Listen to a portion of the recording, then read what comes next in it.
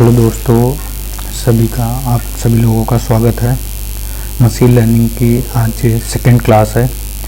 इस second class में हम लोग आज बेसिकली ये टॉपिक्स कवर करेंगे।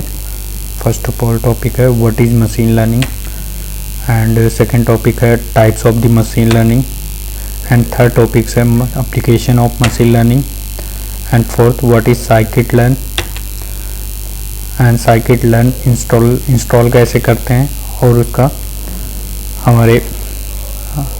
हम उसको डेटा सेट में कैसे उसको इम्प्लीमेंट करते हैं और उसका टेस्टिंग एंड ट्रेनिंग कैसे करेंगे, ये सारी चीज़ें हम आज देखेंगे।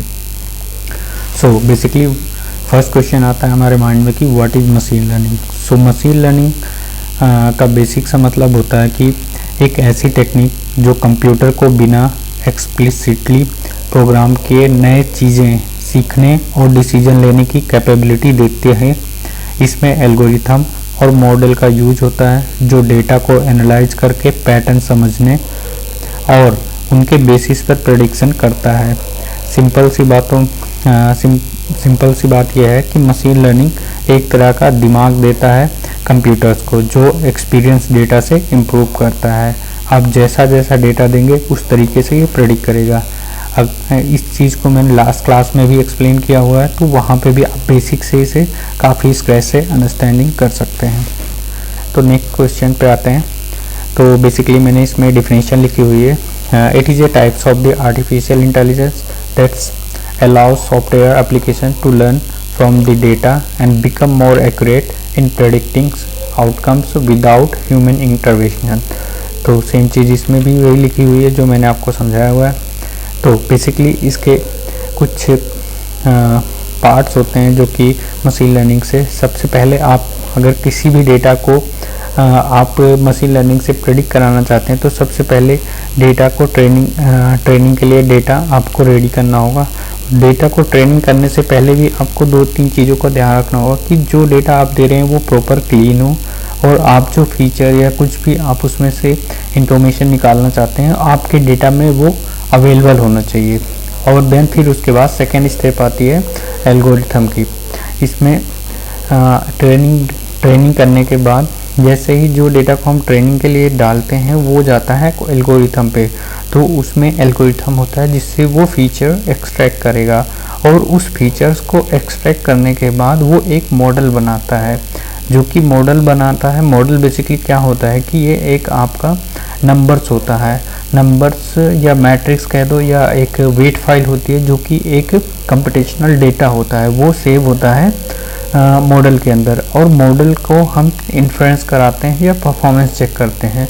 तो इसको जब हम परफॉर्मेंस चेक करते हैं तो उसमें हम ये पाते हैं कि अगर उसकी परफॉर्मेंस, जैसे सपोज हमने एक कैट ली और एक डॉग की इमेजेस ली, तो उसमें अगर उसने प्रेडिक्ट किया कि कैट है कैट और डॉग को डॉग प्रेडिक्ट करता है, तो हम उसको फीडबैक देते हैं एल्गोरिथम के लिए, ओके आपका प्रेडिक्शन सही है। अगर ये रॉन्ग होता है तो हम प्रेडिक्शन करते हैं कि आपका प्रेडिक्शन रॉन्ग है।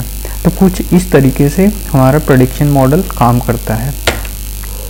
अब आ जाते हैं applications of the machine learning. Machine learning के क्या क्या एप्लीकेशंस है। सो मशीन लर्निंग के फर्स्ट एप्लीकेशन है image recognition, and second application है self driving cars, and third application हैं इसके प्रोडक्ट रिकमेंडेशन सिस्टम्स।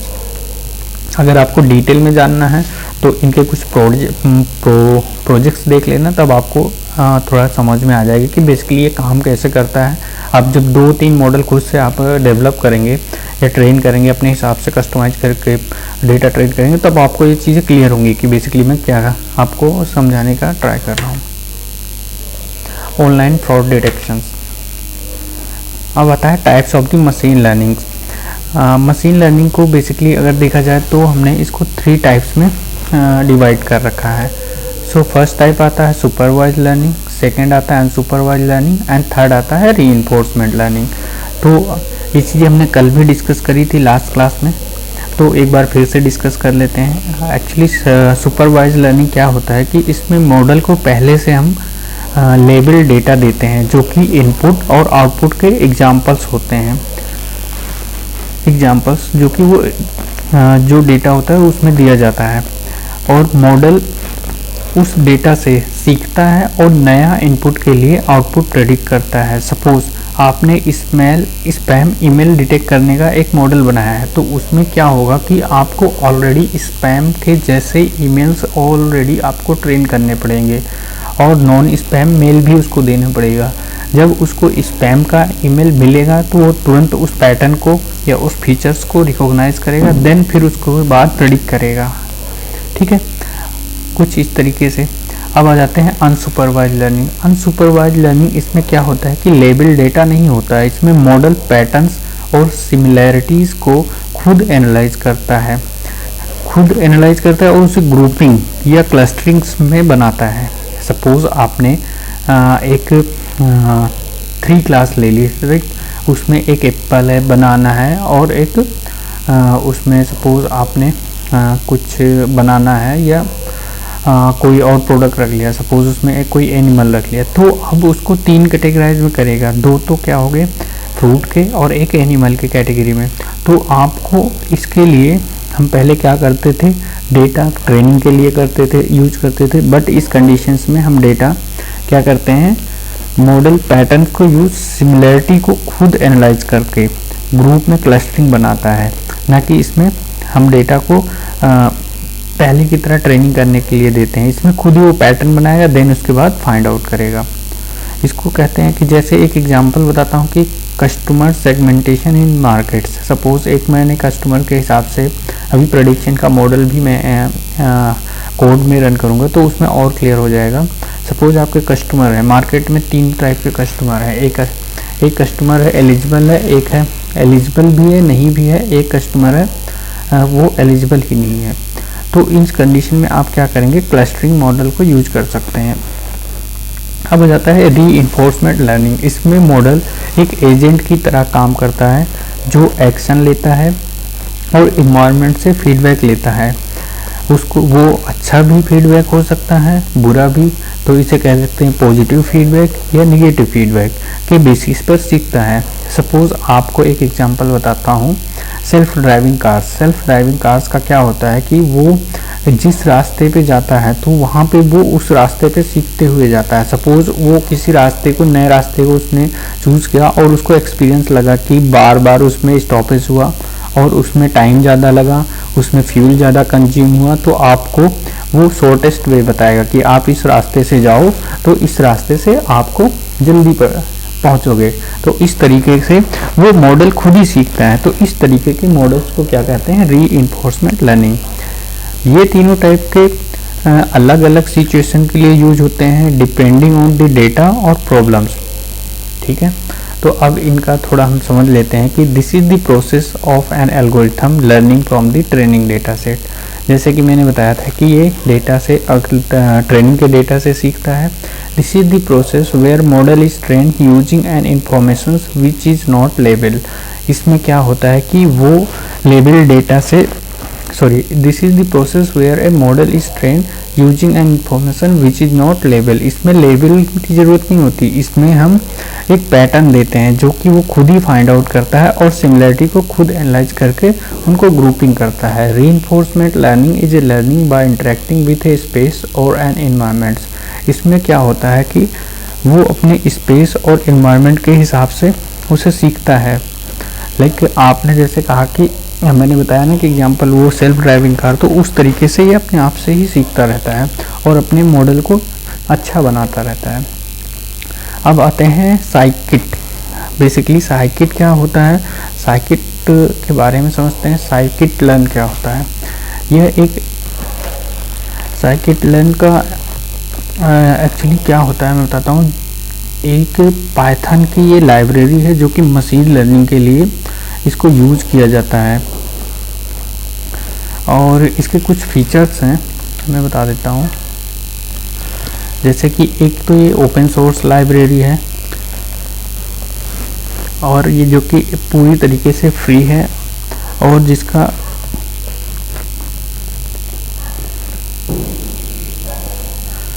यूज हम डेवलपमेंट के लिए यूज करते हैं। और इसमें है ये है built on NumPy, SciPy and Matplotlib. ये लाइब्रेरी पाइथन की पावरफुल लाइब्रेरी जैसे नमपाई, साइपाई और मैटप्लॉटलिब के ऊपर बनी है, जो मैथमेटिक्स, ऑपरेशंस और डेटा विजुअलाइजेशन के लिए काम में आती है। ठीक है, अब many tuning parameters. Scikit-learn main multiple tuning parameters दिया गया है जो मशीन लर्निंग मॉडल्स को कस्टमाइज और ऑप्टिमाइज करने में मदद करता है। अब इसके बाद आ जाता है डॉक्यूमेंटेशंस एंड सपोर्ट। इस लाइब्रेरी की डॉक्यूमेंटेशन और सपोर्ट सिस्टम बहुत स्ट्रॉन्ग है, जो कि बिगनर्स और एडवांस डेवलपर्स दोनों के लिए हेल्पफुल होता है। यह फीचर साइकिट-लर्न को एक पावरफुल और एक फ्रेंडली टूल बनाता है मशीन लर्निंग टास्क के लिए। अगर आपको पाइथन में इंस्टॉल करना है या कोंडा में तो pip3 इंस्टॉल साइकिट-लर्न। तो अगर पाइथन 3 यूज कर रहे हैं तो pip3, अदरवाइज pip से इंस्टॉल हो जाएगा। और कोंडा में इंस्टॉल करना है तो साइकिट-लर्न। ठीक है। What is linear regressions? आपको मैं बताता हूँ लीनियर रिग्रेशंस क्या होता है। Linear regressions is a linear approach to modeling the relationship between dependent variable and one or more independent variable। Linear regressions एक टेक्निक है जो डिपेंडेंट वेरिएबल जो प्रेडिक्ट करना है और एक या एक से ज़्यादा इंडिपेंडेंट वेरिएबल जो इनपुट डेटा है के बीच का रिलेशनशिप मॉडल करती है। लीनियर अप्रोच इस टेक्निक में एक स्ट्रेट लाइन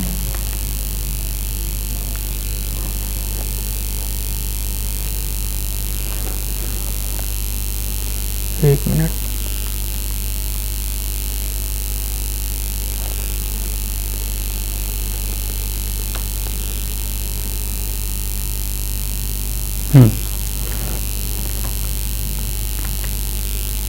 हाँ ठीक है।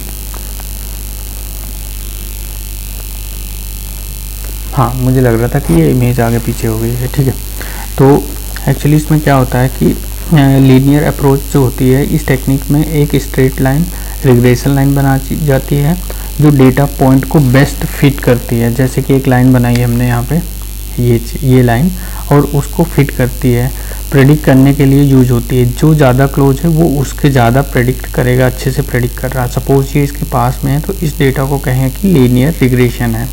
ठीक है, एक ग्राफ दिखाया गया जिसमें ब्लू डॉट्स हैं, राइट, जो कि पॉइंट को रिप्रेजेंट करते हैं, और रेड लाइन के रिग्रेशन लाइन है जो रिलेशनशिप दिखाता है। ठीक है, इसका यूज केसेस क्या है? लीनियर रिग्रेशन का यूज प्रेडिक्शन के लिए किया जाता है, जैसे sales prediction, house price estimations and temperature forecasting के लिए यूज किया जाता है। ये एक बेसिक्स और स्टैटिक्स मेथड है जो कि मशीन लर्निंग में हम यूज करते हैं। ठीक है,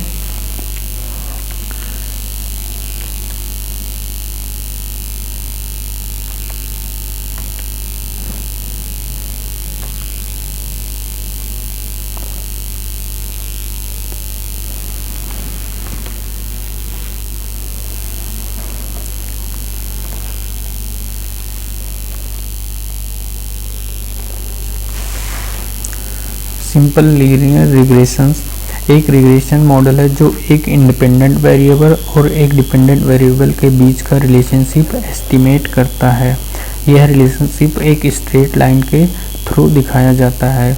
इक्वेशंस रिग्रेशंस लाइन को मैथमेटिकल रिप्रेजेंट करते हैं, जैसे कि suppose y equal to mx plus c. तो m क्या है? इसका स्लोप ऑफ द लाइन कितना स्टेप्स है, लाइक 1 2 3 4 5, ये सारी चीज़ें स्लोप्स ऑफ द लाइन है। और x इंडिपेंडेंट वेरिएबल है जो कि इनपुट वेरिएबल मैंने लास्ट बताया था। c है इंटरसेप्ट लाइन y एक्सिस को कहाँ कट करती है।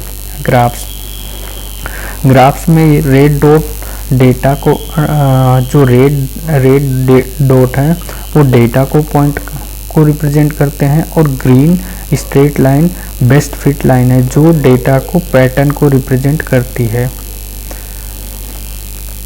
और क्वांटिटी वेरिएबल, दोनों वेरिएबल इंडिपेंडेंट और क्वांटिटी होना चाहिए नंबर्स में, ठीक है। अगर हम सपोज मैं एक एग्जांपल से समझाता हूँ। अगर हम एक टेम्परेचर x के बेसिस पर आइसक्रीम सेल्स y प्रेडिक्ट करना चाहे तो सिंपल लीनियर रिग्रेशन यूज कर सकते हैं। यह एक बेसिक रिग्रेशन टेक्निक है जो सिंपल और लीनियर रिलेशनशिप के लिए काम आती है।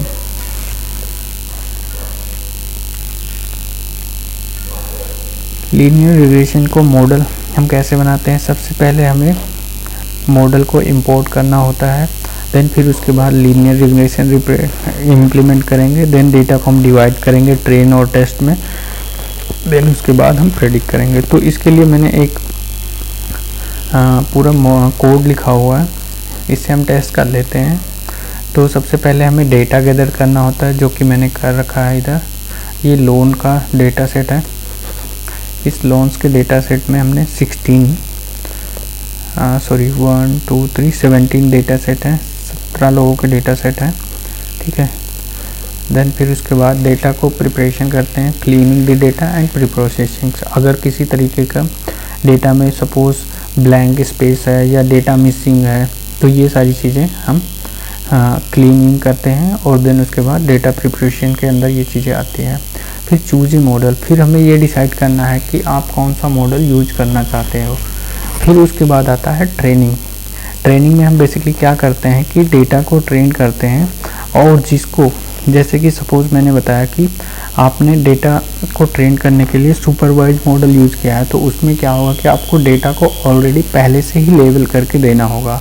अनसुपरवाइज में आपको डेटा को ट्रेन करने की ज़रूरत नहीं होगी, वो खुद ही क्लस्टरिंग करके प्रेडिक्शन फीचर्स पैटर्न बता देगा आपको, ठीक है। फिर आ जाते हैं प्रेडिक्शन पे। अगर प्रेडिक्शंस करवाने के लिए हमारे पास बेसिकली सेम टाइप का डेटा होना चाहिए, फिर हम उस पर इन्फ्रेंस करते हैं, देन उसके बाद हमें प्रॉपर आउटपुट मिलता है। तो बेसिकली पांडास को हमने यहाँ पे इंपोर्ट कर लिया है। बेसिकली प्रोसेस करने के लिए, डेटा सेट को प्रोसेस करने के लिए पांडास हम यहाँ पे यूज कर रहे हैं। फिर यहाँ पे डेटा सेट, जो कि डेटा सेट को हमने इंपोर्ट कर लिया है, लाइक ये वाला डेटा सेट का पाथ दे दिया है। देन फिर ठीक है, मैं इसे रन भी करते हुए चलता हूँ, ठीक है। डेटा सेट को मैंने यहाँ लोड कर दिया, और जब अब मैं देखता हूँ डेटा सेट में है क्या बेसिकली। तो डेटा सेट में जैसे मैंने दिखाया कि वहाँ पे जेंडर है, लोन आईडी है, एप्लीकेशंस है, को अप्लीकेंट है, लोन एप्लीकेशंस है, एरिया है, एंड लोन स्टेटस है, ठीक है। फिर इसके बाद हम आ जाते हैं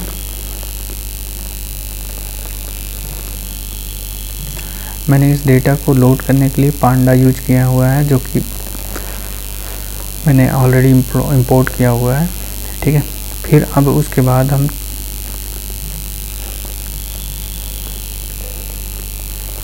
चलते हैं सबसे पहले डेटा हेड। डेटा हेड में क्या आता है कि ये बेसिकली ये 5 रोज को डिस्प्ले करता है, स्टार्टिंग के 5 रोज को डिस्प्ले करेगा, राइट। तो लोन आईडी आ गया, ये सारी चीज़ें स्टार्टिंग के 5 कौन कौन से, स्टार्टिंग के 1 2 3 4 5, तो ये लाइंस को ये डिस्प्ले करेगा। फिर इसके बाद आते हैं डेटा सेट डॉट सेव। तो ये क्या करता है, बेसिकली रोज़ और कॉलम्स की काउंटिंग करेगा। क्या करेगा, रोज़ और कॉलम्स की काउंटिंग करेगा। रोज़ हमारी कितनी है, 16 है, और कॉलम्स हमारे कितने हैं, 7 है, 1 2 3 4 5 6 7, राइट। और इनके कितने हैं, रोज़ और कॉलम, हमारे रोज़ कितने हैं, 16 है। अब डेटा सेट का कॉलम्स, डेटा सेट का कॉलम्स के नाम को प्रिंट करता है। डेटा सेट के कॉलम्स को नाम को प्रिंट कराना है तो ये कर देते हैं। अगर आपको डेटा सेट के, ठीक है। फिर उसके बाद आ जाते हैं, अब इसमें हमने पहले बताया था, क्या बताया था कि सबसे पहले हमें मिसिंग डेटा देखना होता है। क्या है कि क्लीनिंग द डेटा। अब हम डेटा को क्लीन करेंगे, तो डेटा को क्लीन करने के लिए हमें देखना होगा कि कोई डेटा मिसिंग तो नहीं है।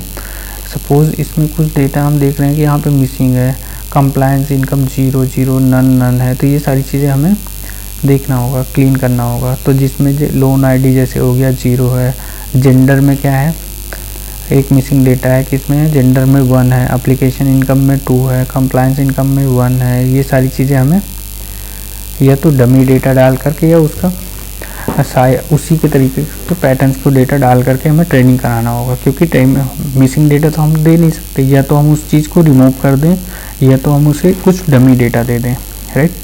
तो हम क्या करेंगे, बेसिकली यहाँ पे हम डमी डेटा दे देंगे। अब हम क्या करेंगे कि ओरिजिनल डेटा सेट का एक कॉपी बनाएंगे जिसको हम चेंजेस करेंगे। हम मेन डेटा तो चेंज नहीं कर सकते, तो हमने क्या किया कि जो डेटा है उसी का एक कॉपी बना लिया। अब इसमें हम देखेंगे कि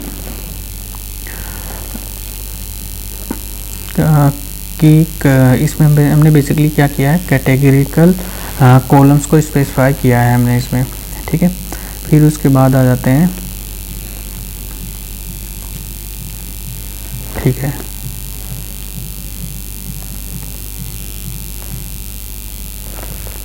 इस कैटेगरिकल कॉलम्स के मिसिंग वैल्यू को उनका मोस्ट फ्रिक्वेंट वैल्यू से फिल किया हुआ है। जैसे कि जेंडर में मोस्ट क्या नाम आ रहा है, जेंडर में मेल्स आ रहे हैं, तो अप्लीकेंट इनकम में 1299 जो नंबर आता है, मैंने बताया ना कि जो ज़्यादा फ्रिक्वेंटली यूज हुआ है उसी डेटा से हम इसमें फिल करवा देंगे, ठीक है।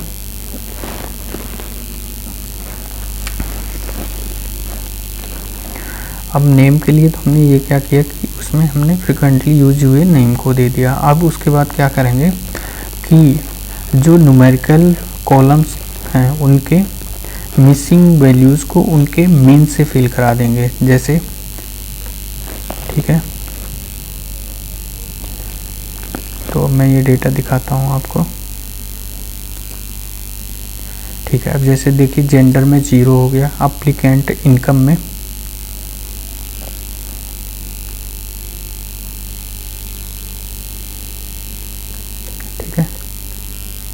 ये अभी एप्लीकेंट इनकम में 2 है, तो ये सारी चीज़ें हमें हैंडल करनी होगी। जैसे एरिया में 0 हो गया, लोन स्टेटस में 0 हो गया, तो ये सारी चीज़ें 0 होनी चाहिए, किसी में एरर नहीं होना चाहिए, तो ठीक है। अब हम प्रिंट करते हैं, मिसिंग वैल्यू जो भी थी उसे हैंडल किया, देन उसके बाद हमने वेरीफाई किया।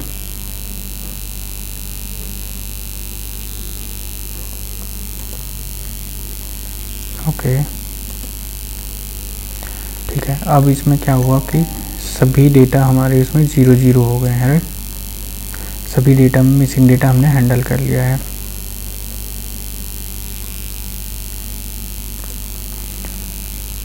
अब डेटा टाइप का इसमें हमने कन्वर्जन किया है, जो कि ऑब्जेक्ट है, फ्लोट है, ये सारी चीज़ें।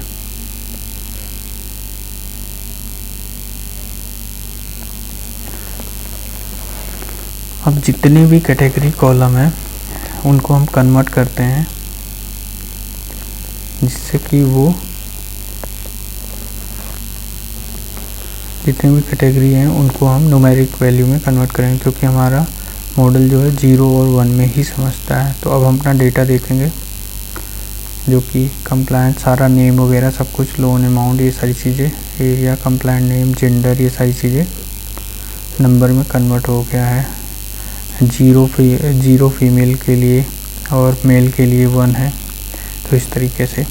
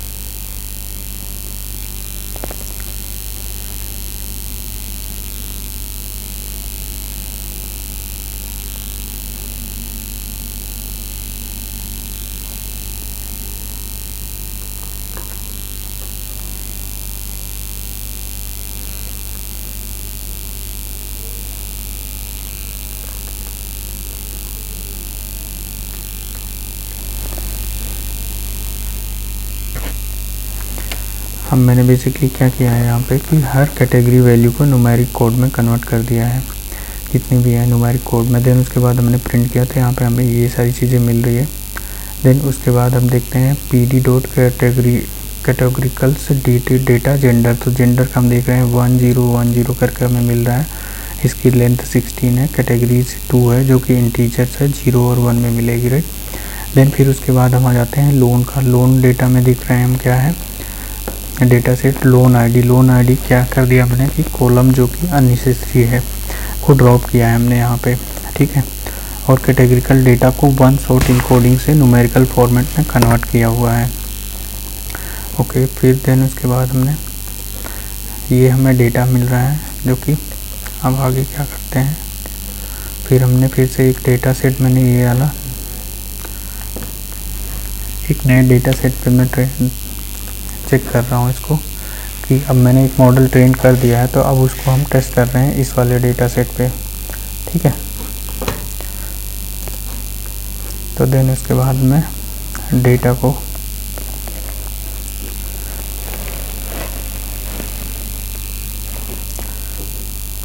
कुछ इस तरीके का है। तो इसमें डेटा में क्या है, ऑब्जेक्ट है। मैंने डेटा टाइप चेक कर लिया, डेटा को नॉर्मलाइज कर दिया मैंने। अब डेटा सेट में 2, 3rd एंड 5th को नॉर्मलाइज करने के लिए चूज किया है, जो कि ये ज़रूरी था क्योंकि 2 और 5th 0, 1,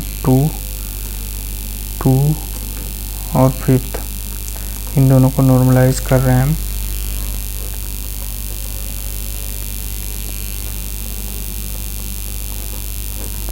ठीक है, min max scale function use किया हमने। स्टैंडर्ड स्केलर का यूज करके डेटा को नॉर्मलाइज किया है हमने, जो कि इसमें क्या होता है, मीन 0 होता है और स्टैंडर्ड स्केलर में स्टैंडर्ड क्या होता है, 1 होता है। 0 और 1 पे ये बेसिकली काम करता है, ठीक है। देन फिर उसके बाद हमने minimum maximum scale function use किया है, इसको मैं एक्सप्लेन कर दूंगा बाद में। डेटा टू स्केल मिनिमम और मैक्सिमम से 0 to 1 के फॉर्म में होता है ये। देन फिर उसके बाद डेटा ये हमने लोड कर दिया, पूरा कन्वर्ट कर दिया, जैसे कि उधर पहले हमने कन्वर्ट किया हुआ था पूरा। देन फिर उसके बाद हमने एक्स और वाई फॉर्मेट में कन्वर्ट कर दिया।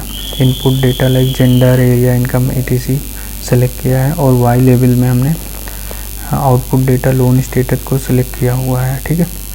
देन फिर उसके बाद हमने ट्रेन एंड टेस्ट में के डेटा फॉर्मेट में स्प्लिट कर दिया है। देन फिर उसके बाद डेटा को हमने 80% ट्रेनिंग और 20% टेस्टिंग में स्प्लिट किया हुआ है। रैंडम स्टेट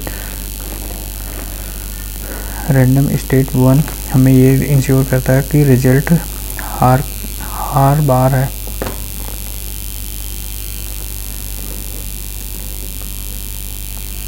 देन उसके बाद मॉडल की ट्रेनिंग करते हैं हम लीनियर रेगुलेशन मॉडल से। देन फिर उसके बाद हमें ये हमने मॉडल की ट्रेनिंग कर दी। देन फिर उसके बाद हम वाई की प्रेडिक्शन करवाते हैं। तो वाई की प्रेडिक्शंस देखते हैं जो कि एरे में हमें मिला हुआ है।